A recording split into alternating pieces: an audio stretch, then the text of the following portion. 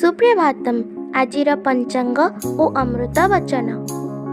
सुप्रभातम्। अद्य दिवसस्य पञ्चाङ्गम्। अद्य श्री श्वेतवराहकल्पस्य वैवस्वतमन्वन्तरः द्वितीयपरार्धः दक्षिणायनः शरत् ऋतुः आश्विनमासस्य कृष्णपक्षदशमी तिथिः भृगुवासरश्च चुकाब्द षड्विंशत्यधिक एकपञ्चाशत्शतं विक्रमसंवत् 81अधिक 2000 सेप्टेम्बर् मासस्य 27 तारिका।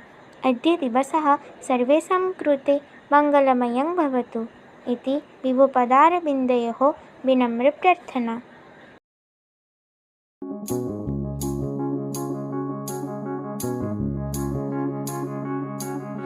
सत्य स्वतः प्रकाशमान, तांकु केही प्रकाश करती नहीं, हेले अज्ञान मनुष्य सत्य को जानिपारे नहीं।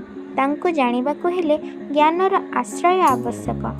सत्यानुसरण एवं सत्य आचरण द्वारा सत्य प्रकाश पाई थाए।